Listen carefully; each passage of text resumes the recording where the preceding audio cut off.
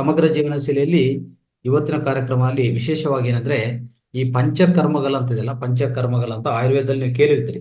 So ಈ ಪಂಚಕರ್ಮಗಳು ಮತ್ತೆ ಅದರ ಫಲಿತಗಳು, ಅದರ ಅದ್ಭುತವಾದ ಫಲಿತಗಳು, ಅದರ ಮಹತ್ಯ, ಈ ಮಹತ್ವ ಏನು ಅಂತ ತಿಳ್ಕೊಳ್ಳೋಕೆ ಪ್ರಯತ್ನ ಮಾಡಿ ಸ್ನೇಹಿತರೆ. ನೋಡಿ ಸ್ನೇಹಿತರೆ, ನಮ್ಮ ದೇಹ ಪಾಂಚಭೌತಿಕ ಅಂದ್ರೆ ಪಂಚಭೂತಗಳಿಂದ ನಿರ್ಮಿತ ಆಗಿರೋದು. 5 ಪಂಚಭೂತಗಳಂತ ನಮ್ಗೆಲ್ಲ ಗೊತ್ತು. ಈ ಹೇಳ್ಬೇಕಂದ್ರೆ ಪೃಥ್ವಿ ತತ್ವ, ನೀರು ತತ್ವ, ಆಕಾಶ ತತ್ವ, ಅಗ್ನಿ ತತ್ವ, ವಾಯು ತತ್ವ.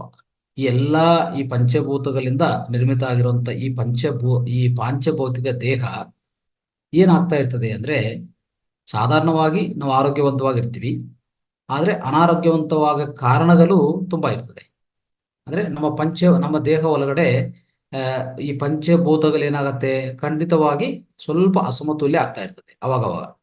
ಇನ್ನು ಹೇಳ್ಬೇಕಂದ್ರೆ, ನಾವು ಆರೋಗ್ಯವಂತವಾಗಿರುವಾಗ ಎಲ್ಲ ಚೆನ್ನಾಗಿ ನಡ್ಸ್ಕೊಂಡು ಹೋಗ್ತೀವಿ. ನಾವು ಊಟ ಮಾಡೋದ್ರಿಂದ ವಿಸರ್ಜನ ಕ್ರಿಯೆಗಳು, ಶ್ವಾಸಕ್ರಿಯೆಗಳು, ಜೀರ್ಣಕ್ರಿಯೆಗಳು, ನಮ್ಮ ಒಳಗಡೆ ಮೆದುಳು ಒಳಗಡೆ ಆಗ್ತಾ ಇರೋಂಥ ಕ್ರಿಯೆಗಳು, ರಾಸಾಯನಿಕ ಕ್ರಿಯೆಗಳು ಎಲ್ಲ ಚೆನ್ನಾಗಿ ಆಗ್ತದೆ. ಅವಾಗ ನಾವು ಆರೋಗ್ಯವಂತವಾಗಿ ಇರ್ತೀವಿ, ಯಾರು ಸಹಾಯ ನಮ್ಗೆ ಬೇಕಾಗಿಲ್ಲ. ಯಾಕಂದ್ರೆ ನಾವು ಒಂದು ಮಾನವ ದೇಹ ಅನ್ನೋದೇ ಒಂದು ವ್ಯವಸ್ಥೆ ಇದೆ. ನೀವು ಅನ್ಕೊಂಡಿದ್ದ ಪ್ರಕಾರ ಏನೋ ಈ ದೇಹ ಒಂದೇ ಅಂತ ಅನ್ಕೋಕೊಡಿ. ದೇಹ ಒಂದಿಂದನೇ ರೋಗಗಳು ಬರಲ್ಲ. ನಾವೆಲ್ಲರೂ ಏನ್ ಭಾವಿಸ್ತೀವಿ ಅಂದ್ರೆ, ಅಂದ್ರೆ ನಮ್ಮ ಮಾಸ್ಟರ್ಸ್ಗೆಲ್ಲ ಗೊತ್ತು. ಆದ್ರೆ ಆಚೆ ಕಡೆ ಸಾಮಾನ್ಯ ಜನಗೆ ಏನ್ ಗೊತ್ತು, ಈ ಮಾನವ ದೇಹ ಅಂದ್ರೆ ಇಡೀ ಈ ಪಾಂಚಭೌತಿಕ ಈ ಕಾಣಿಸ್ತಾ ಇರೋಂಥ ಅನ್ನಮಯ ಕೋಶ ಅಂತ ಅನ್ಕೋತಾರೆ ಅಲ್ವಾ. ಆದ್ರೆ ನಾವು ಮಾನವ ದೇಹ ವ್ಯವಸ್ಥೆ ಇದು. ದೇಹ ಒಂದೇ ಅಲ್ಲ, ಮಾನವ ದೇಹ ಒಂದೇ ಅಲ್ಲ, ಮಾನವ ದೇಹ ವ್ಯವಸ್ಥಾ. ಅದ್ರಲ್ಲಿ ಏನಿದೆ, ದೇಹ ಇದೆ. ಅದಕ್ಕೆ ಸ್ವಲ್ಪ ಅದನ್ನು ಚೆನ್ನಾಗಿ ಆ ದೇಹವನ್ನು ನಿರ್ವಹಿಸೋದು ಮನಸ್ಸಿದೆ. ನೋಡಿ, ಈ ಮನಸ್ಸು ನಿರ್ವಹಿಸುವಂತ ಬುದ್ಧಿ ಇದೆ. ಈ ಬುದ್ಧಿ, ಮನಸ್ಸು, ದೇಹ ಮೂರು ನಿರ್ವಹಿಸುವಂತ ನಿಯಂತ್ರಣ ಮಾಡುವಂತ ಅದ್ಭುತವಾದ ನಮ್ಮ ಒಳಗಡೆ ಇರುವಂತ ಪವಾಡ ಅನಂತ ಶಕ್ತಿ ಆತ್ಮಶಕ್ತಿ ಇದೂ ಇದೆ ಅಲ್ವಾ. ಎಲ್ಲ ಈ 4 ಸೇರಿದರೆ ಮಾನವ ದೇಹ ವ್ಯವಸ್ಥಾ ಅಂತ ಕರೆಯೋದು, ಅರ್ಥ ಮಾಡ್ಕೊಳ್ಳಿ. ಸೊ ಮತ್ತೆ ಈಗೇನಂತಂದ್ರೆ, ಈ ನಾಲ್ಕು ಸಹ ಒಂದಕ್ಕಿನ್ನೊಂದು ಸಂಪರ್ಕವಿರತ್ತೆ ಯಾವಾಗಲೂ. ಅವಾಗ ಏನಾಗತ್ತೆ, ನಮ್ಮ ಒಳಗಡೆ ಯಾವುದೂ ತೊಂದರೆಗಳು ಬರಲ್ಲ, ಆರೋಗ್ಯವಂತವಾಗಿರ್ತೀವಿ. ಆದ್ರೆ ಅನಾರೋಗ್ಯವಂತ ಆಗಕ್ಕೆ ಕಾರಣಗಳೇನಿರ್ತದೆ, ಯಾವ ತರ ಅನಾರೋಗ್ಯಗಳಿರ್ತದೆ, ಯಾವ ತರ ಅನಾರೋಗ್ಯ ಬರುತ್ತೆ ನಮ್ಮ ದೇಹಕ್ಕೆ ಅಂದ್ರೆ, ಒಂದು 4 ತರ ಅನಾರೋಗ್ಯಗಳು ಬರುವಂತ ಅವಕಾಶ ಹೆಚ್ಚಾಗಿರುತ್ತೆ. ಅದೇನು ಅಂತಂದ್ರೆ, ನಮ್ಮ ದೇಹದಲ್ಲಿ ಈ ಪಾಂಚಭೌತಿಕ ದೇಹ ಇದೆಲ್ಲ, ಈ ಪಂಚಭೂತಗಳ ದೇಹ, ಅದೇ ಅನ್ನಮಯ ಕೋಶ ಇದೆಲ್ಲ, ಇದ್ರ ಹೊರಗಡೆ ಇರುವಂತ ಈ ಪಂಚಭೂತಗಳ ಅಸಮತೋಲ್ಯತೆ ಆಗ್ತಾ ಇರ್ತದೆ. ಅಂದ್ರೆ ಈ ವಾಯು ತತ್ವ ಹೆಚ್ಚಾಗೋದು, ಪೃಥ್ವಿ ತತ್ವ ಹೆಚ್ಚಾಗೋದು, ಇಲ್ಲಾಂದ್ರೆ ನೀರು ತತ್ವ ಹೆಚ್ಚಾಗೋದು, ಅಗ್ನಿ ತತ್ವ ಹೆಚ್ಚಾಗೋದು, ಇಲ್ಲಾಂದ್ರೆ 2 ಹೆಚ್ಚಾಗೋದು, 1 ಕಡಿಮೆ ಆಗೋದು. ಇದು ಸಮತುಲ್ಯವಾಗಿ ಇರಲ್ಲ, ಅರ್ಥ ಮಾಡ್ಕೊಳ್ಳಿ. ಅದೇ ನಾವು ತ್ರಿದೋಷಗಳು ಅಂತ ಹೇಳ್ತೀವಿ. ತ್ರಿದೋಷಗಳಂದ್ರೆ ಅದು ಶಕ್ತಿನೇ ತ್ರಿದೋಷಗಳು, ವಾತ, ಪಿತ್ತ, ಕಫ ಅಲ್ವಾ. ಈ ವಾತ, ಪಿತ್ತ, ಕಫಗಳು ಯಾವಾಗ ಅಸಮತೋಲ್ಯಗೊಳಿಸ್ಕೊಂತದೋ ಅವಾಗ ನಮ್ಮ ದೇಹದಲ್ಲಿ ಈ ವ್ಯಾಧಿ ಉಂಟಾಗ್ತದೆ, ಅರ್ಥ ಮಾಡ್ಕೊಳ್ಳಿ. ಇದು ತ್ರಿದೋಷಗಳಿಂದ ಬರುವಂತ ವ್ಯಾಧಿಗಳು ಅಂತ ಹೇಳ್ತೀವಿ ನಾವು. ಎರಡನೇದು, ಈ ಮಾನಸಿಕ ದೌರ್ಬಲ್ಯದಿಂದ, ಮಾನಸಿಕ ಗುಣಗಳಿಂದ, ಮಾನಸಿಕ ಚಟುವಟಿಕೆಗಳಿಂದ, ಮಾನಸಿಕ ಲಕ್ಷಣಗಳಿಂದ, ಮಾನಸಿಕ ಉದ್ರೇಕಗಳಿಂದ, ಭಯ, ಆತಂಕ, ಕ್ರೋಧ, ಇದೆಲ್ಲ ಅರ್ಥ ಆಯ್ತಾ, ಅಸೂಯ, ದ್ವೇಷ, ಇಂಥ ಲಕ್ಷಣಗಳಿಂದ ಉತ್ಪನ್ನ ಆಗುವಂತ ವ್ಯಾಧಿಗಳು ನಮ್ಮ ದೇಹದ ಮೇಲೆ ನೇರವಾಗಿ ಅದು ಪರಿಣಾಮ ಬೀರುತ್ತೆ, ಅಡ್ಡ ಪರಿಣಾಮ ಬೀರುತ್ತೆ. ಸೊ ಅದರಿಂದ ಉತ್ಪನ್ನ ಆಗುವಂತ ವ್ಯಾಧಿಗಳು ನಾವು ಮಾನಸಿಕ ವ್ಯಾಧಿಗಳು ಅಂತ ಹೇಳ್ತೀವಿ. ಇದು ಎರಡನೇ ವಿಷಯ, ಅರ್ಥ ಮಾಡ್ಕೊಳ್ಳಿ.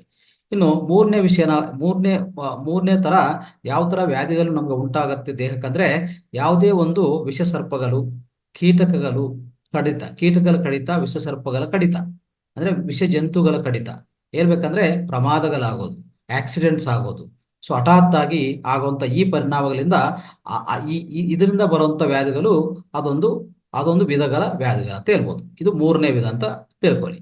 ನಾಲ್ಕನೇ ವಿಧ ಏನಾಗುತ್ತೆ ಅಂದ್ರೆ, ನಾವು ಆಹಾರ ಸೇವನೆ, ಆರೋಗ್ಯ ವಿಧಾನಗಳು ಈ ಎರಡನ್ನೂ ಸರಿಯಾಗಿ ಪಾಲನೆ ಮಾಡಲ್ಲ. ಅಂದ್ರೆ ಸರಿಯಾದ ಆಹಾರ ತಗೊಂಡಲ್ಲ, ಪೌಷ್ಟಿಕ ಅಂಶಗಳ ಕೊರತೆ ಇರುತ್ತೆ. ಮತ್ತೆ ಆರೋಗ್ಯ ವಿಧಾನಗಳು, ನಾವು ನಿದ್ದೆ ಮಾಡಲ್ಲ, ಅಭ್ಯಂಗ ಮಾಡಲ್ಲ ಅಲ್ವಾ, ಅಭ್ಯಂಗ ಸ್ನಾನ ಮಾಡಲ್ಲ, ನಿದ್ದೆ ಮಾಡಲ್ಲ, ಹೇಳ್ಬೇಕಂದ್ರೆ ಉಪವಾಸ ಮಾಡಲ್ಲ, ಏನು ಮಾಡಲ್ಲ. ಅಂದ್ರೆ ಆರೋಗ್ಯ ವಿಧಾನಗಳು ನಮ್ಮ ಒಳಗಡೆ ಈಗಾಗಲೇ ಸೇರ್ಕೊಂಡಿರುವಂತ ಈ ಕಲ್ಮಶಗಳು, ಕಲ್ಮಶಗಳನ್ನು ನಾವು ತೆಗೆದುಹಾಕಲ್ಲ. ಅಂದ್ರೆ ವಿಷ ಪದಾರ್ಥಗಳನ್ನು, ತ್ಯಾಜ್ಯ ವಸ್ತುಗಳು, ಭಾರ ಲೋಹಗಳು ಏನೇನು ಉಂಟಾಗಿರ್ತದೋ ನಮ್ಮ ದೇಹದಲ್ಲಿ ಸೇರ್ಕೊಂಡಿರ್ತದೋ, ಅದು ಈಗಾಗಲೇ ಸಂಗ್ರಹಣ ಆಗಿರ್ತದೋ, ಅವೆಲ್ಲ ನಾವು ಯಾವಾಗ್ಲೂ ನಮ್ಮ ದೇಹದಿಂದ ತೆಗೆಯಲ್ಲ. ಅದು ಒಂದು ಕಾರಣ ಆಗುತ್ತದೆ. ಅದು ವ್ಯಾಧಿಗಳು ಬರಕ್ಕೆ ಅದು ಪ್ರಧಾನ ಕಾರಣ ಆಗಿರ್ತದೆ. ಅದು ಅಂದ್ರೆ ಇವೆಲ್ಲ ಆರೋಗ್ಯ ವಿಧಾನಗಳು ಅಂತ ಹೇಳ್ಬೋದು. ಸರಿಯಾದ ಆರೋಗ್ಯ ವಿಧಾನಗಳು ನಾವು ಪಾಲನೆ ಮಾಡಲ್ಲ. ಮತ್ತೆ ಸರಿಯಾದ ಆಹಾರ ಪಾಲನೆ ಮಾಡಲ್ಲ. ಪೌಷ್ಟಿಕ ಆಹಾರ, ಪೌಷ್ಟಿಕ ಅಂಶಗಳು ಅಂದ್ರೆ ಪೋಷಕಾಂಶಗಳು ಸರಿಯಾದ ಸರಿಯಾದ ರೀತಿಯಲ್ಲಿ ಸರಿಯಾದ ಪರಿಣಾಮದಲ್ಲಿರುವಂತ ಆಹಾರ ನಾವು ಸೇವನೆ ಮಾಡಲ್ಲ. ಯಾವಾಗ್ಲೂ ಫಾಸ್ಟ್ ಫುಡ್ಸ್ ತಗೊಳ್ಳೋದು, ಫಾಸ್ಟ್ ಫುಡ್ ತಿನ್ನೋದು, ಅದ್ರ ಜೊತೆಗೆ ಯಾವುದೇ ಕೆಟ್ಟ ಎಣ್ಣೆಗಳು ಅಂದ್ರೆ ರಿಫೈನ್ಡ್ ಆಯಿಲ್ಗಳು, ಮತ್ತೆ ಸಕ್ಕರೆ, ಗೋಧಿ ಮತ್ತೆ ಬಿಳಿ ಅಕ್ಕಿ ಹೆಚ್ಚು ತಿನ್ನೋದು ಅಲ್ವಾ. ಇಂಥ ಏನಾಗತ್ತೆ, ಈ ಕೆಟ್ಟಿದ ಆಹಾರ ಅಂದ್ರೆ ಕೆಟ್ಟಿದ ಆಹಾರ ಅಭ್ಯಾಸಗಳಿಂದ ಹೇಳ್ಬೇಕಂದ್ರೆ ಪೌಷ್ಟಿಕಾಂಶಗಳು ಕೊರತೆ ಇರುವಂತ ಆಹಾರ ನಾವು ಯಾವಾಗ ಸೇವನೆ ಮಾಡ್ತೀವೋ ಇದರಿಂದ ಬರುವಂತ ವ್ಯಾಧಿಗಳು 4ನೇ ವಿಧಗಳ ವ್ಯಾಧಿಗಳಂತ ನಾವು ಕರಿತಾ ಇರ್ತೀವಿ. ಸೊ ಈ 4 ವಿಧಗಳಲ್ಲಿ ನಮಗೆ ದೇಹಕ್ಕೆ ಅನಾರೋಗ್ಯ ಉಂಟಾಗ್ತಾ ಇರ್ತದೆ. ಸೊ 4ನೇ ವಿಧಗಳಲ್ಲಿ ಇನ್ನು ಹೇಳ್ಬೇಕಂದ್ರೆ, ಸೊ 4 ವಿಧದಲ್ಲಿ ಹೇಳ್ಬೇಕಂದ್ರೆ ಏನಾಗುತ್ತಂದ್ರೆ, ಸ್ವಚ್ಛ ಗಾಳಿ ಇಲ್ಲ, ಸ್ವಚ್ಛ ನೀರಿಲ್ಲ. ಅರ್ಥ ಮಾಡ್ಕೊಳ್ಳಿ, ಸ್ವಚ್ಛ ಗಾಳಿ ಇಲ್ಲ, ಸ್ವಚ್ಛ ನೀರಿಲ್ಲ, ಸ್ವಚ್ಛದಾದ ಹೆಚ್ಚು ಪರಿಣಾಮದ ಪ್ರಾಣಶಕ್ತಿ ಇಲ್ಲ ನಮ್ಮ ಒಳಗಡೆ. ಈ 4ನೇ ವಿಧದಲ್ಲಿ ಈ ಕಾರಣಗಳು ಸೇರ್ಕೋಬಹುದು. ಓಕೆ. ಸೊ ಇಂಥ ವಿಷಯಗಳಿಂದ ಇಂಥ 4 ವಿಧಗಳ ವ್ಯಾಧಿಗಳು ನಮ್ಮ ದೇಹಕ್ಕೆ ಉಂಟಾಗ್ತಾ ಇರ್ತದೆ. ಇದನ್ನ ಅರ್ಥ ಮಾಡ್ಕೋಬೇಕು ನಾವು ಸ್ನೇಹಿತರೆ. ಈಗ ಮೊದಲನೇ ಭೌತಿಕದಲ್ಲಿ ಅಂದ್ರೆ ನಮ್ಮ ಈ ಪಂಚಭೂತಗಳ ಶರೀರ ಒಳಗಡೆ ದೇಹದ ಒಳಗಡೆ ಆಗ್ತಾ ಇರುವಂತ ಈ ವ್ಯಾಧಿಗಳನ್ನು ತೆಗೆದಾಕಕ್ಕೆ, ಚಿಕಿತ್ಸೆ ತಗೊಳಕ್ಕೆ ನಮಗೂ ಆಯುರ್ವೇದ ಪ್ರಕಾರ ಅದ್ಭುತವಾದ ಕ್ರಿಯೆಗಳು ತಿಳಿಸ್ಕೊಟ್ಟಿದ್ದಾರೆ, ಅದ್ಭುತವಾದ ಕರ್ಮಗಳು ತಿಳಿಸ್ಕೊಟ್ಟಿದ್ದಾರೆ. ಅಂದ್ರೆ ಕರ್ಮ ಕ್ರಿಯೆ ಅಂತ ಏನಿದೆಯೋ ಅವು ತಿಳಿಸ್ಕೊಟ್ಟಿದ್ದಾರೆ. ಅದೇ ಪಂಚಕರ್ಮಗಳು ಅಂತ ಹೇಳ್ತೀವಿ ನಾವು. ಈ ಪಂಚಕರ್ಮಗಳು ಯಾಕೆ ತಿಳಿಸ್ಕೊಟ್ಟಿದ್ದಾರೆ ಅಂದ್ರೆ, ನಮ್ಮ ದೇಹದಲ್ಲಿ ಈ ಪಂಚಭೂತಗಳು ಏರುಪೇರಾಗುವಾಗ, ಅಸಮತುಲ್ಯಗೊಳಿಸುವಾಗ ಅದನ್ನು ಸರಿಪಡಿಸಿ ಅವಾಗ ಪಂಚಭೂತಗಳ ಈ ದೇಹಕ್ಕೆ, ಶರೀರಕ್ಕೆ ಇದು ಸ್ವಾಸ್ಥ್ಯ ಕೊಡೋದು, ಅಂದ್ರೆ ಸ್ವಸ್ಥ ಕೊಡೋದು, ಆರೋಗ್ಯ ತಂದು ಕೊಡೋದು ಅಂತ ಈ 5 ಕರ್ಮಗಳನ್ನು ಈಗಾಗಲೇ ನಿರ್ವಚನ ಕೊಟ್ಟಿದ್ದಾರೆ. ಈಗಾಗಲೇ ಪೂರ್ತಿ ಕೂಲಂಕುಷವಾಗಿ ಆಯುರ್ವೇದ ಶಾಸ್ತ್ರದಲ್ಲಿ ತಿಳಿಸ್ಕೊಟ್ಟಿರೋದು. ಅದು ನಾವು ಇವತ್ತು ತಿಳ್ಕೊಂಡಕ್ಕೆ ಪ್ರಯತ್ನ ಮಾಡ್ತೇವೆ ಸ್ನೇಹಿತರೆ. ಸೊ ಇದ್ರ ಮಹತ್ವ ಏನು, ಒಂದೊಂದು ಪಂಚಕರ್ಮದ ಅರ್ಥ ಏನು, ಅದು ಹೇಗೆ ಮಾಡೋದು, ಅದೆಲ್ಲಿ ಮಾಡಿಸ್ಕೊಂಡೋದು. ಸೊ ಹೇಳ್ಬೇಕಂದ್ರೆ ಇತ್ತೀಚಿನ ಕಾಲದಲ್ಲಿ ಎಷ್ಟೋ ಪಂಚಕರ್ಮ ಸೆಂಟರ್ಸ್ ಅಂತ ಈಗಾಗಲೇ ವ್ಯವಸ್ಥೀಕರಣ ಆಗಿದೆ. ಅಂದ್ರೆ ಸ್ಥಾಪಿಸಿದ್ದಾರೆ ತುಂಬಾ ಜನ. ಅಂದ್ರೆ ತುಂಬಾ ವೈದ್ಯರು ಮತ್ತೆ ಹೇಳ್ಬೇಕಂದ್ರೆ ವ್ಯಾಪಾರವೇತ್ತಗಳು ಇವರೆಲ್ಲ ಸ್ಥಾಪಿಸಿದ್ದಾರೆ ಪಂಚಕರ್ಮ ಸೆಂಟರ್ಸ್ ಅಂತ. ಇನ್ನು ಸ್ವಲ್ಪ ಪಂಚಕರ್ಮ ಸೆಂಟರ್ಸ್ ಅಲ್ಲಿ ನೀವು ಒಳಗಡೆ ಹೋದ್ರೆ ಅವರು ಪಂಚಕರ್ಮ ಅಂತ ಹೇಳ್ತಾರೆ. ಬಟ್ ಆದ್ರೆ ಒಂದು ಹೇಳ್ಬೇಕಂದ್ರೆ ಸುಂದರವಾದ ಲೇಡೀಸ್ ಇಟ್ಟು ಅವ್ರು ಏನ್ ಮಾಡ್ತಾ ಇದಾರೆ, ಮಸಾಜ್ ಮಾಡಿ ಪಂಚಕರ್ಮ ಅಂತ ಕರೀತಾ ಇದ್ದಾರೆ. ಅದು ತಪ್ಪು, ಅರ್ಥ ಮಾಡ್ಕೊಳ್ಳಿ. ಆಯುರ್ವೇದ ಪ್ರಕಾರ ಈ ಪಂಚಕರ್ಮ ಮಾಡೋದು ವಿಶಿಷ್ಟತೆ. ಅದನ್ನು ಸರಿಯಾದ ರೀತಿಯಲ್ಲಿ ಫಾಲೋ ಮಾಡಿದ್ರೆ, ಸರಿಯಾದ ರೀತಿಯಲ್ಲಿ ಪಾಲನೆ ಮಾಡಿದ್ರೇನೆ ಅದು ಪಂಚಕರ್ಮ ಅಂತ ಕರೆಯಕ್ಕೆ ಸಾಧ್ಯವಾಗತ್ತೆ. ಇದನ್ನು ಗಮನಿಸಿಕೊಂಡು ನೀವು ಯಾವುದೋ ಮಸಾಜ್ ಅಂತ ಹೋಗಿ ಅದು ಪಂಚಕರ್ಮ ಅಂತ ಅನ್ಕೊಂಡಕ್ಕೆ ಸಾಧ್ಯವಿಲ್ಲ. ಆದ್ರಿಂದ ನಿಮಗೆ ಫಲಿತಗಳು ಬರಲ್ಲ. ಯಾವುದೇ ಸ್ವಲ್ಪ ಒತ್ತಡ ಇದ್ರೆ ದೇಹದಲ್ಲಿ ಅದು ತೆಗೆದಾಕ್ಬೋದು, ಆದ್ರೆ ನಿರ್ವಿಷೀಕರಣ ಯಾವುದೇ ರೀತಿಯಲ್ಲಿ ಆಗಲ್ಲ. ಅದಕ್ಕೋಸ್ಕರ ಇದು ದಯವಿಟ್ಟು ಗಮನಿಸಿಕೊಂಡು ನೀವು ಪಾಲನೆ ಮಾಡಿ ಸ್ನೇಹಿತರೆ. ಈ ಪಂಚಕರ್ಮ ನೋಡಿ, ಈ ಪಂಚಕರ್ಮ ಅನ್ನೋದು ಇದು 5 ಕ್ರಿಯೆಗಳಂತ ನಾನು ಹೇಳಿದ್ದೇನೆ ಈಗಾಗಲೇ. ಈ ಪಂಚಕರ್ಮ ಏನಾಗುತ್ತಂದ್ರೆ, ಸಾಂಪ್ರದಾಯಿಕವಾಗಿ ಆಯುರ್ವೇದ ಪ್ರಕಾರ ನಿರ್ವಿಷೀಕರಣ ಮತ್ತೆ ಪುನಃ ಯೌವನ ಅಂದ್ರೆ ಯೌವನಗೊಳಿಸೋವಾಗ ಚಿಕಿತ್ಸವಾಗಿರ್ತದೆ. ಪುನರ್ಯೌವನ ಅಂದ್ರೆ ತಿರುಗಿ ಯವನತ್ವವನ್ನು ತಂದುಕೊಡೋದು ಮತ್ತೆ ನಿರ್ವಿಷೀಕರಣ ಆಗೋದು, ಈ 2 ಕ್ರಿಯೆಗಳಾಗ್ತದೆ ಈ ಪಂಚಕರ್ಮ. ಇದು ಸಾಂಪ್ರದಾಯಿಕ ಆಯುರ್ವೇದ ಪದ್ಧತಿ ಆಗಿದೆ ಸ್ನೇಹಿತರೆ.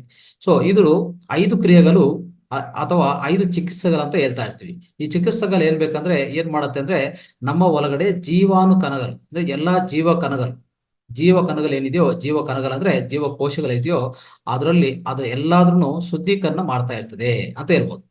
ಅಂದ್ರೆ ಈ ಪಂಚಕರ್ಮಗಳೇನಿದೆಯೋ ಏನ್ ಮಾಡ್ತದೆ ನಮ್ಮ ದೇಹದ ಒಳಗಡೆ ಅಂದ್ರೆ, ಇವು ಮಾಡಿದ ಮೇಲೆ ನಮ್ಮ ಒಳಗಡೆ ಇರುವಂತಹ ಜೀವಕೋಶಗಳು, ಜೀವಕಣಗಳು ಖಂಡಿತವಾಗಿ ಶುದ್ಧೀಕರಣ ಆಗತ್ತೆ.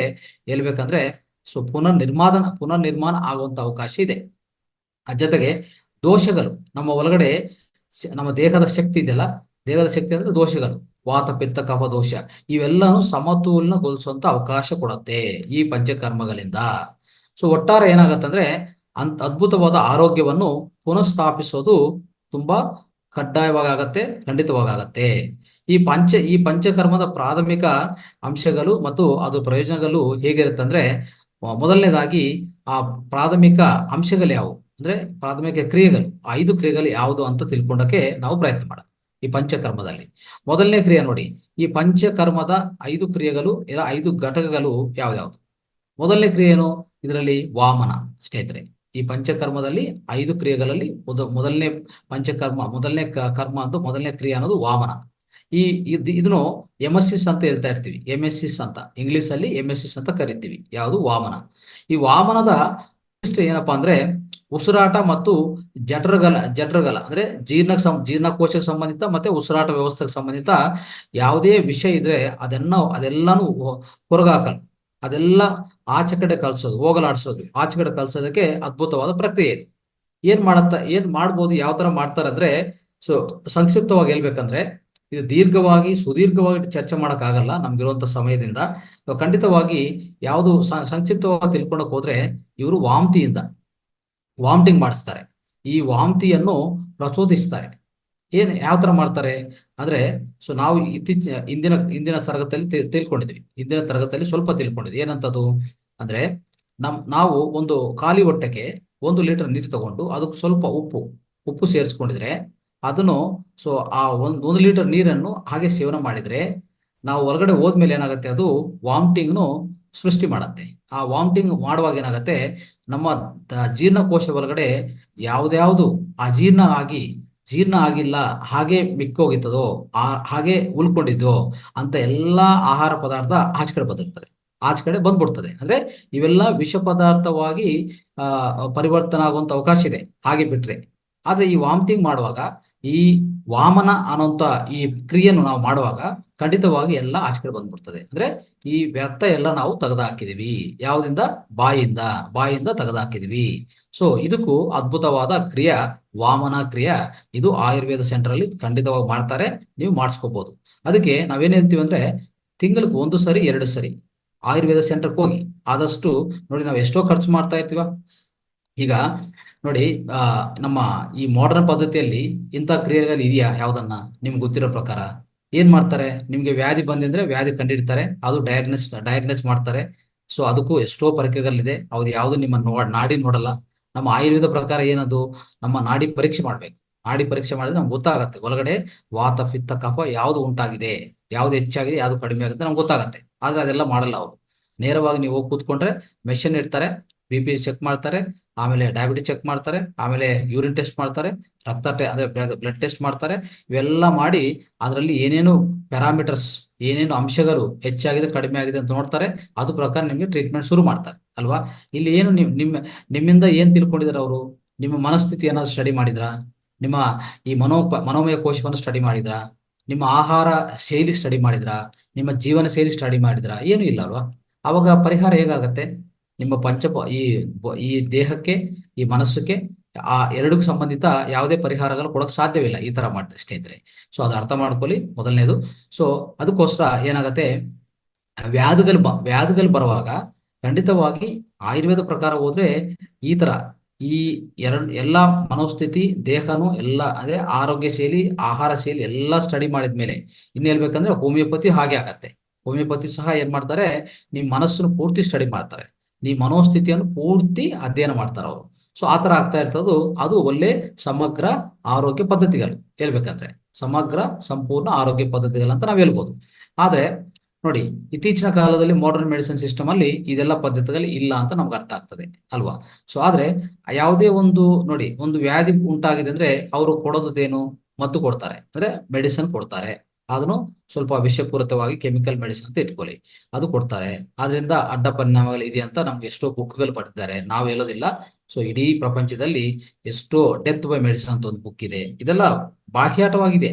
ನಾವೇನೋ ಈಗ ಚರ್ಚೆ ಮಾಡಿದ್ರೆ ನಾವು ಒಂದೇ ಏನೋ ಒಂದು ಇದ್ರ ಬಗ್ಗೆ ಹೇಳ್ತಾ ಇದೀವಿ ಅಂತ ಏನಿಲ್ಲ ಇಲ್ಲಿ.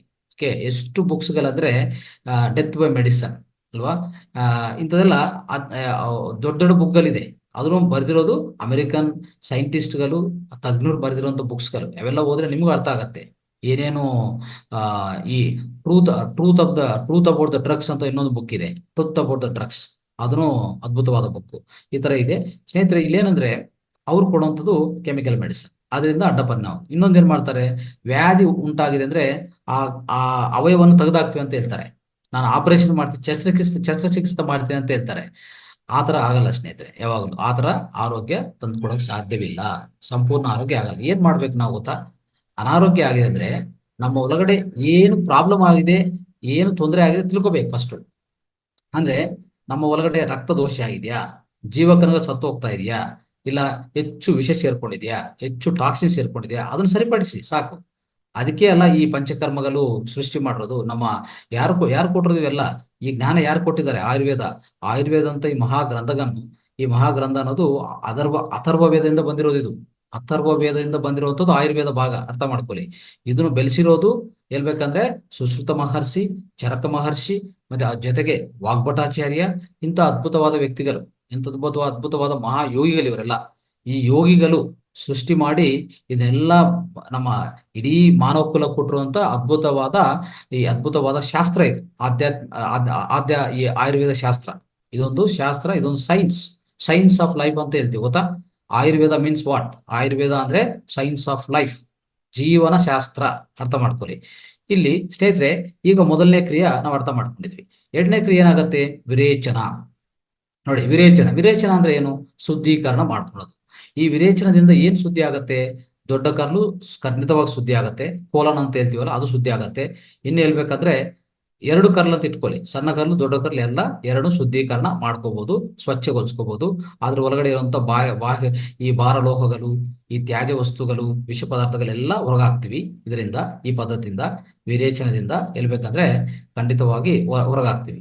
ಆ ಜೊತೆಗೆ ಯಕೃತು ಸಂಬಂಧಿತ ಮತ್ತೆ ಗಾಲ್ ಬ್ಲಾಡರ್, ಪಿತ್ತಕೋಶ ಸಂಬಂಧಿತ ವಿಷವನ್ನು ತೆಗೆದುಹಾಕಕ್ಕೆ ವಿರೇಚನ ತುಂಬಾ ಚೆನ್ನಾಗಿ ಸಹಾಯ ಆಗತ್ತೆ. ಇದನ್ನ ಅರ್ಥ ಮಾಡ್ಕೊಳ್ಳಿ.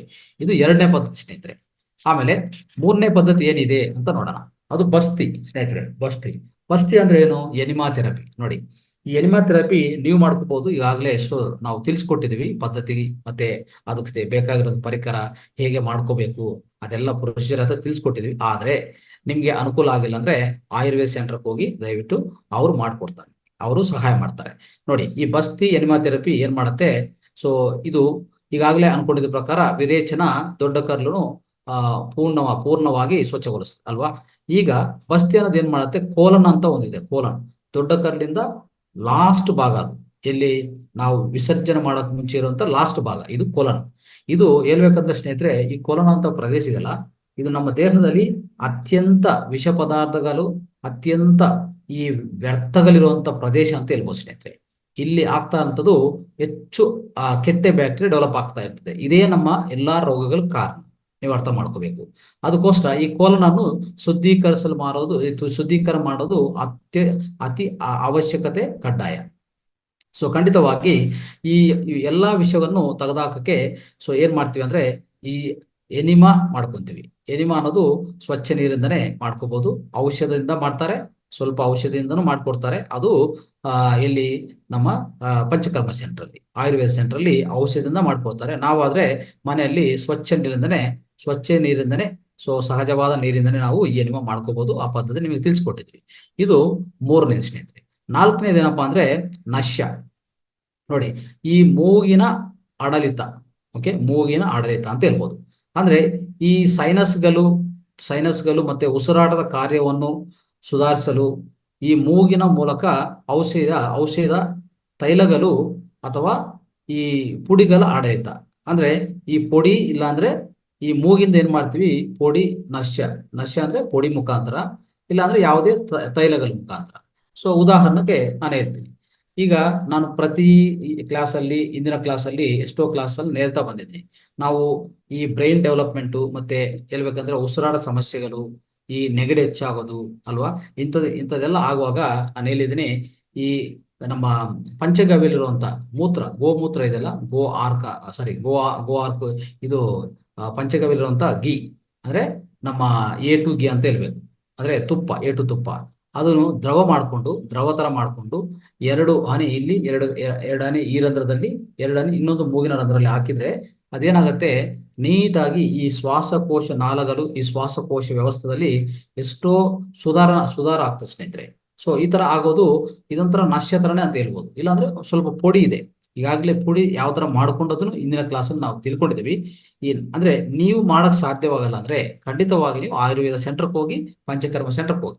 ಆದ್ರೆ ನಾವು ಎಲ್ಲಿರುವಂತ ಒಂದು ಸುಲಭವಾದ ಚಿಕಿತ್ಸೆ, ಈ ಎರಡು ಮೂಗಿ ರಂಧ್ರಗಳಲ್ಲಿ ಹಾಕುವಂತ ಈ ಏಟು ತುಪ್ಪ, ಅದೇ ದ್ರವ ತರ ಮಾಡಿಕೊಂಡು ಅದು ಹಾಕಿದ್ರೆ ನಿಮ್ಗೆ ಈ ಎರಡು ಮೂಗಿಯಲ್ಲಿ ಹಾಕುವಾಗ ಈ ಬ್ರೈನ್ ಒಳಗಡೆ ಇರುವಂತ ಯಾವುದೇ ಕಲ್ಮಶಗಳಿದ್ರೆ ಅದೆಲ್ಲ ಆಚೆ ಕಡೆ ಹೋಗುತ್ತೆ. ಅದು ಒಂದೇ ಅಲ್ಲ, ಶ್ವಾಸ ವ್ಯವಸ್ಥೆಗೆ ಸಂಬಂಧಿತ ಎಷ್ಟೋ ಸ್ವಚ್ಛಗೊಳಿಸ್ಕೋಬಹುದು ನಾವು. ಇದು ಒಂದು ಪದ್ಧತಿ. ಸೊ ಅದೇ ತರ ಈ ಪಂಚಕರ್ಮ ಸೆಂಟರ್ಗೆ ಹೋದ್ರೆ ಅವ್ರ ಹತ್ರ ಸ್ವಲ್ಪ ತೈಲಗಳಿರ್ತದೆ, ಮತ್ತೆ ಪೊಡಿ ಇರ್ತದೆ. ಅವುಗಳನ್ನು ಉಪಯೋಗಿಸಿ ಅವ್ರು ನಿಮ್ಗೆ ಈ ಉಸಿರಾಟ ಸಂಬಂಧಿತ ಕಾರ್ಯಗಳನ್ನು, ಮತ್ತೆ ಇಲ್ಲಿ ಸೈನಸ್ ಇರ್ತದೆ ಸ್ನೇಹಿತರೆ, ಇದೆಲ್ಲ ಸೈನಸ್ ಅಂತ ಇರ್ತೀವಿ ಈ ಪ್ರದೇಶ, ಅದೆಲ್ಲಾನು ಸ್ವಚ್ಛಗೊಳಿಸುವಾಗ ನಿಮಗೆ ನಿಮ್ಮ ಒಳಗಡೆ ಇರುವಂತ ಯಾವುದೇ ಕಲ್ಮಶ, ಶ್ವಾಸ ವ್ಯವಸ್ಥೆಗಳ ಸಂಬಂಧಿತ, ಉಸಿರಾಟ ವ್ಯವಸ್ಥೆಗೆ ಸಂಬಂಧಿತ ಯಾವುದೇ ಕಲ್ಮಶ ಇದ್ರೂ ಈ ಸೈನಸ್ ಅಲ್ಲಿ ಈಗಾಗಲೇ ಉಂಟಾಗಿರುವಂತ ಎಲ್ಲ ವಿಷ ಪದಾರ್ಥ, ಟಾಕ್ಸಿನ್ಸ್ ಏನಿದೆಯೋ ಎಲ್ಲ ಆಚೆ ಕಡೆ ಹೋಗ್ಬಿಡ್ತದೆ. ಇದು ಒಂದು ಹೇಳ್ಬೇಕಂದ್ರೆ ನಿರ್ವಿಷೀಕರಣ ಪದ್ಧತಿ, ಶುದ್ಧೀಕರಣ ಪದ್ಧತಿ, ನಶ್ಯ. ಇನ್ನು ಕೊನೆಯದು ಸ್ನೇಹಿತರೆ ರಕ್ತ ಮೋಕ್ಷಣೆ ನೋಡ್ಕೊಳ್ಳಿ. ರಕ್ತ ಮೋಕ್ಷಣ ಅದು ಈ ರಕ್ತಸ್ರಾವ. ಇದು ಹೇಗೆ ಮಾಡೋದು ಅಂದ್ರೆ ಈ ಜಿಗಿನೆ ಅಂತಿದೆಲ್ಲ, ಲೀಚ್ ಅಂತ ಹೇಳ್ತೀವಿ. ಸೊ ಅದನ್ನು ಉಪಯೋಗಿಸ್ತಾರೆ. ಈ ರಕ್ತವನ್ನು ನಿರ್ವಿಷಗೊಳಿಸಕ್ಕೆ ಏನ್ ಮಾಡ್ತಾರೆ, ಕೆಲವು ಪರಿಸ್ಥಿತಿಗಳಲ್ಲಿ ಚಿಕಿತ್ಸೆಯಲ್ಲಿ ನೀಡಲು ಸಣ್ಣ ಪ್ರಮಾಣದ ರಕ್ತವನ್ನು ತೆಗಿಬೇಕಾಗತ್ತೆ. ಅಂದ್ರೆ ಸಣ್ಣ ಪ್ರಮಾಣದಲ್ಲಿ ರಕ್ತ ಒಳಗಡೆ ಇರುವಂತ ಈ ಮಾಲಿನ್ಯ ರಕ್ತವನ್ನು ತೆಗೆದುಹಾಕೋದು ತುಂಬಾ ಅವಶ್ಯಕತೆ, ಕಡ್ಡಾಯ. ಸೊ ಅದು ಮಾಡುವಂತ ಪದ್ಧತಿ ಏನಂದ್ರೆ ಈ ಲೀಚ್ ಅಂತ ಉಪಯೋಗಿಸ್ತಾರೆ. ಯಾವ್ದ್ರಲ್ಲಿ? ಪಂಚಕರ್ಮ ಸೆಂಟರ್ ಅಲ್ಲಿ. ಸೊ ಅಲ್ಲಿಗೆ ಹೋದ್ರೆ ನಿಮ್ಗೆ ಇದು ಮಾಡ್ಕೊಡ್ತಾರೆ. ಅದೇ ನಾವು ರಕ್ತ ಮೋಕ್ಷಣೆ, ರಕ್ತಸ್ರಾವ ಅಂತ ಒಂದು ಪದ್ಧತಿ ಸ್ನೇಹಿತರೆ, ಅದನ್ನೇ ಬ್ಲಡ್ ಲೆಟ್ಟಿಂಗ್ ಅಂತ ಹೇಳ್ತೀವಿ. ಸೊ ಇದನ್ನು ಖಂಡಿತವಾಗಿ ಅವರು ಮಾಡೋ ಪದ್ಧತಿಯಿಂದ ನಾವು ಖಂಡಿತವಾಗಿ ಶುದ್ಧಗೊಳಿಸ್ಕೋಬಹುದು. ಯಾವುದು? ರಕ್ತವನ್ನು ಶುದ್ಧೀಕರಣ ಆಗತ್ತೆ, ಒಳಗಡೆ ಇರುವಂತ ಯಾವುದೇ ವಿಷ ಪದಾರ್ಥಗಳು ತೆಗೆದಾಕ್ತಿವಿ. ಸೊ ಅವಾಗ ಯಾವಾಗ ಶುದ್ಧಿ ಆಗ್ತದೆ ರಕ್ತ, ಎಲ್ಲ ಅವಯವಗಳಿಗೆ ತುಂಬಾ ಚೆನ್ನಾಗಿ ಆರೋಗ್ಯ ಬಂದ್ಬಿಡ್ತದೆ. ಎಲ್ಲ ಅವಯವಗಳು ಆರೋಗ್ಯವಾಗಿ ಕೆಲಸ ಮಾಡ್ತಾ ಹೋಗ್ತದೆ. ಇದನ್ನು ನಾವು ಅರ್ಥ ಮಾಡ್ಕೋಬೇಕು. ಸೊ ಇದು ಸ್ನೇಹಿತರೆ ಈ ಪಂಚಕರ್ಮಗಳು ಈಗ ಪೂರ್ಣಗೊಳಿಸ್ಕೊಂಡಿದ್ರೆ, ಇಷ್ಟು ಪಂಚಕರ್ಮಗಳು ನಾವು ಇದೆಯಾ ಅಂತ ಅರ್ಥ. ಅಂದ್ರೆ 5 ಪಂಚಕರ್ಮಗಳು ಈಗ ಅರ್ಥ ಮಾಡ್ಕೊಂಡಿದ್ವಿ. ಈಗ ಮತ್ತೆ ಅದು ಪ್ರಯೋಜನಗಳು ಹೇಗಿರುತ್ತೆ ನೋಡಿ. ನಿರ್ವಿಷೀಕರಣ ಆಗತ್ತೆ, ದೇಹದಿಂದ ಸಂಗ್ರಹವಾದ ವಿಷವನ್ನು ತೆಗೆದಾಕ್ತಿವಿ. ಇದು ಅದಕ್ಕೂ ತುಂಬಾ ಸಹಾಯ ಆಗತ್ತೆ. ಅವಾಗ ಆರೋಗ್ಯ ಮತ್ತು ಯೋಗಕ್ಷೇಮವನ್ನು ಉತ್ತೇಜಿತ ಮಾಡ್ಕೋಬಹುದು. ಎರಡನೇ ಲಾಭ ಏನು ಅಂದ್ರೆ, ಈಗ ಈ ಪ್ರಯೋಜನಗಳು ನೋಡ್ತಾ ಇದೀವಿ. ಈಗ ಈ ಪಂಚಕರ್ಮದ ಪ್ರಯೋಜನಗಳು ಏನೇನಂತ. ಓಕೆ, ಎರಡನೇ ಪ್ರಯೋಜನ ಏನಿರುತ್ತೆ ಅಂದ್ರೆ ರೋಗ ನಿರೋಧಕ ಶಕ್ತಿಯನ್ನು ಹೆಚ್ಚು ಮಾಡ್ಕೊಂತೀವಿ. ಅದು ನಮಗೆ ಗೊತ್ತಿರೋ ವಿಷಯ. ಎಲ್ಲಾ ರೋಗಗಳು, ಏನೇ ರೋಗಗಳಿದ್ರು, ಸೋಂಕುಗಳಿದ್ರು ಅದರಿಂದ ದೂರ ಇರ್ತೀವಿ ಖಂಡಿತವಾಗಿ. ಮತ್ತೆ ದೋಷಗಳನ್ನು ಸಮತೋಲನಗೊಳಿಸ್ಕೊಂತೀವಿ. ಅಂದ್ರೆ 3 ದೋಷಗಳಿದೆ: ವಾತ, ಪಿತ್ತ, ಕಫ. ಇವೆಲ್ಲಾನು ಸಮತೋಲನಗೊಳಿಸ್ಕೊಂಡಕ್ಕೆ ಇದು ಯಾವಾಗ ಸಮತೋಲನಗೊಳಿಸ್ಕೊಂತ ಅವಾಗ ಅತ್ಯುತ್ತಮ ಆರೋಗ್ಯ ನಮ್ಗೆ ಕಡ್ಡಾಯವಾಗಿ ಬರುತ್ತೆ ಅಲ್ವಾ. ಅದೇ ತರ ಜೀರ್ಣಕ್ರಿಯೆಯನ್ನು ಸುಧಾರಿಸ್ಕೊಂತೀವಿ. ಜೀರ್ಣಾಂಗ ವ್ಯವಸ್ಥೆಗೆ ಸಂಬಂಧಿತ ಯಾವುದೇ ದೋಷಗಳಿದ್ರೆ, ಸೊ ಮತ್ತೆ ಅದ್ರ ಒಳಗಡೆ ಜೀರ್ಣಕೋಶ ಒಳಗಡೆ ಯಾವುದೇ ಈ ವ್ಯರ್ಥ ಪದಾರ್ಥಗಳು, ಈ ಭಾರಲೋಹಗಳು, ಯಾವುದೇ ಟಾಕ್ಸಿನ್ಸ್ ಇದ್ರೆ ಅದೆಲ್ಲ ತೆಗೆದಾಕ್ತಿವಿ ಅಲ್ವಾ. ಸೊ ಇದು ಅದ್ಭುತವಾದ ವಿಷಯ. ಸೊ ಅದಕ್ಕೋಸ್ಕರ ಜೀರ್ಣಕ್ರಿಯೆ ವ್ಯವಸ್ಥೆನೂ ಸುಧಾರವಾಗುತ್ತೆ. ಆಮೇಲೆ ಮಾನಸಿಕ ಸ್ಪಷ್ಟತೆಯನ್ನು ಹೆಚ್ಚು ಮಾಡುತ್ತೆ. ಮಾನಸಿಕ ಸ್ಪಷ್ಟತೆ ಅನ್ನೋದು ಉತ್ತೇಜಿತ ಮಾಡ್ತೀವಿ, ಆ ಒತ್ತಡವನ್ನು ಕಡಿಮೆ ಮಾಡ್ತಾ ಹೋಗ್ತೀವಿ, ಮತ್ತೆ ಏಕಾಗ್ರತೆ ಮತ್ತೆ ಸ್ಮರಣೆಯನ್ನು ಸುಧಾರಣೆ ಮಾಡ್ತೀವಿ ಇದರಿಂದ. ಇದು ಒಂದು ಅದ್ಭುತವಾದ ಫಲಿತ ಸ್ನೇಹಿತರೆ. ಇನ್ನು ಹೇಳ್ಬೇಕಂದ್ರೆ ದೇಹವನ್ನು ಪುನರ್ ಯವನಗೊಳಿಸ್ತೀವಿ ಸ್ನೇಹಿತರೆ. ಅಂದ್ರೆ ನಮ್ಮ ಒಳಗಡಿರುವಂತ ಎಲ್ಲಾ ಅಂಗಗಳು ಪುನರ್ ಯವನ ಗೊಳಿಸ್ಕೊಂತೀವಿ. ಮತ್ತೆ ವಯಸ್ಸಾದ ಪ್ರಕ್ರಿಯೆಯನ್ನು ನಿಧಾನ ಮಾಡ್ತೀವಿ. ಮತ್ತೆ ಚರ್ಮದ ಆರೋಗ್ಯವಂತೂ ತುಂಬಾ ಚೆನ್ನಾಗಿ ಸುಧಾರಿಸ್ತೀವಿ. ಅದನ್ನ ಅರ್ಥ ಮಾಡ್ಕೊಳ್ಳಿ. ಇದು ಒಂದು ಲಾಭ. ಆಮೇಲೆ ಒತ್ತಡ ಮತ್ತು ಆತಂಕವನ್ನು ನಿವಾರಿಸ್ತದೆ. ಯಾವುದೇ ವಿಶ್ರಾಂತಿ ಮತ್ತು ಮಾನಸಿಕ ಶಾಂತಿಯನ್ನು ತಂದುಕೊಡ್ತದೆ, ಉತ್ತೇಜಿತ ಮಾಡುತ್ತೆ. ಯಾವುದೇ ಒತ್ತಡ ಇದೆ, ಒತ್ತಡ ತೆಗೆದಾಕ್ತದೆ. ಆತಂಕ ಇದ್ರೆ ಆತಂಕ ಮತ್ತೆ ಈ ಖಿನ್ನತೆಯನ್ನು ಎಲ್ಲಾನು ಕಡಿಮೆ ಆಗ್ತಾ ಹೋಗ್ತದೆ. ಅಂತ ಲಾಭ ಇದರಲ್ಲಿ ಸಿಗತ್ತೆ ಪಂಚಕರ್ಮ ಮಾಡ್ಕೊಳ್ಳುವ ಸ್ನೇಹಿತರೆ. ಆಮೇಲೆ ಈ ತೂಕ ನಷ್ಟವನ್ನು ಉತ್ತೇಜಿಸ್ತದೆ. ತೂಕನ ಹೆಚ್ಚಾಗಿ ನಷ್ಟ ಮಾಡ್ಕೋಬಹುದು. ಅಂದ್ರೆ ವಿಷವನ್ನು ಯಾವಾಗ ತೆಗೆದಾಕ್ತಿವೋ ದೇಹದಿಂದ, ಮತ್ತೆ ಈ ಚಯಾಪಚರ್ಯಗಳು ಈ ಕ್ರಿಯೆಯನ್ನು ಸುಧಾರಿಸ್ತೀವೋ ಅದ್ರ ಮೂಲಕ ತೂಕ ಅನ್ನೋದು ನಿರ್ವಹಣೆ ಮಾಡ್ಕೊಳಕ್ಕೆ ತುಂಬಾ ಸಹಾಯ ಮಾಡತ್ತೆ. ಇದನ್ನ ಅರ್ಥ ಮಾಡ್ಕೊಳ್ಳಿ ಸ್ನೇಹಿತರೆ. ಆಮೇಲೆ ನಿದ್ರೆಯನ್ನು ಸುಧಾರಿಸ್ತೀವಿ. ಮನಸ್ಸನ್ನು ಶಾಂತಗೊಳಿಸುವಾಗ ಮತ್ತು ದೇಹದ ಶಕ್ತಿ ಸಮತೋಲಗೊಳಿಸುವಾಗ ಇದ್ರ ಮೂಲಕ ಈ ನಿದ್ರಾ ಗುಣಮಟ್ಟವನ್ನು ಹೆಚ್ಚು ಮಾಡ್ಕೋಬಹುದು. ಅದನ್ನ ಅರ್ಥ ಮಾಡ್ಕೊಳ್ಳಿ. ಆಮೇಲೆ ಕೊನೆಯ ಲಾಭ, ದೀರ್ಘಕಾಲ ಗಾಯಗಳಿಗೆ ಚಿಕಿತ್ಸೆ ನೀಡುವಂತ ಪ್ರಕ್ರಿಯೆ ಆಗತ್ತೆ. ಅಂದ್ರೆ ಸಂಧಿವಾತ, ಜೀರ್ಣಕಾರಿ ಅಸ್ವಸ್ಥಗಳು ಮತ್ತು ಉಸಿರಾಟ ಸಂಬಂಧಿತ ಸಮಸ್ಯೆಗಳು, ಈ ದೀರ್ಘಕಾಲ ಆರೋಗ್ಯ ಪರಿಸ್ಥಿತಿಗಳಿಂದ ಇವೆಲ್ಲಾನು ಸಹ ಖಂಡಿತವಾಗಿ ಒಳ್ಳೆ ಪರಿಣಾಮಗೊಳಿಸ್ಕೋಬಹುದು. ಅದ್ರ ಮೇಲೆ ಒಳ್ಳೆ ಚಿಕಿತ್ಸೆ ನೀಡಬಹುದು ಈ ಪಂಚಕರ್ಮಗಳಿಂದ ಅನ್ನಂತ ಮಾಡ್ತಾರೆ ಸ್ನೇಹಿತರೆ. ಈಗ ಇಂಥ ಅದ್ಭುತವಾದ ಲಾಭಗಳಿರುವಾಗ ಖಂಡಿತವಾಗಿ ನಾವೆಲ್ಲರೂ ಪಾಲನೆ ಮಾಡೋಣ. ಸೊ ನಮ್ಮ ಜೀವನದಲ್ಲಿ ಇದು ಅಳವಡಿಸ್ಕೊಳ್ಳೋಣ ಅಂತ ಹೇಳ್ತಾ ಸ್ನೇಹಿತರೆ, ಆಮೇಲೆ ಈ ಪಂಚಕರ್ಮಗಳು ಮಾಡ್ಕೊಂಡಿದ ಮೇಲೆ ಸ್ನೇಹಿತರೆ ಖಂಡಿತವಾಗಿ ಸ್ವಲ್ಪ ವಿಶ್ರಾಂತಿ ಪಡಿಬೇಕಾಗತ್ತೆ. ಅರ್ಥ ಮಾಡ್ಕೊಳ್ಳಿ. ಯಾವುದೇ ಪಂಚಕರ್ಮ ಮಾಡ್ಕೊಂಡಿದ ಮೇಲೆ ಸ್ವಲ್ಪ ವಿಶ್ರಾಂತಿ ಪಡಿಬೇಕಾಗತ್ತೆ. ಸೊ ನಿಮ್ಮ ಈ ಈ ಅನ್ನಮಯ ಕೋಶಕ್ಕೆ ಅಂದ್ರೆ ಪಂಚಭೌತಿಕ ಈ ಶರೀರಕ್ಕೆ ಸ್ವಲ್ಪ ವಿಶ್ರಾಂತಿ ಕೊಟ್ಟಿದ್ರೆ ಅದ್ಭುತವಾದ ಫಲಿತಗಳು ನೀವು ಅನುಭವಿಸಬಹುದು. ಸೊ ಇಂಥ ವಿಷಯಗಳು ನಾವು ಇವತ್ತು ಅದ್ಭುತವಾದ ವಿಷಯಗಳು ಸಮಗ್ರ ಜೀವನ ಶೈಲಿ ಭಾಗವಾಗಿ ಪಂಚಕರ್ಮದ ಬಗ್ಗೆ ಈಗ ಪೂರ್ಣಗೊಳಿಸ್ಕೊಂಡು ಸ್ನೇಹಿತರೆ.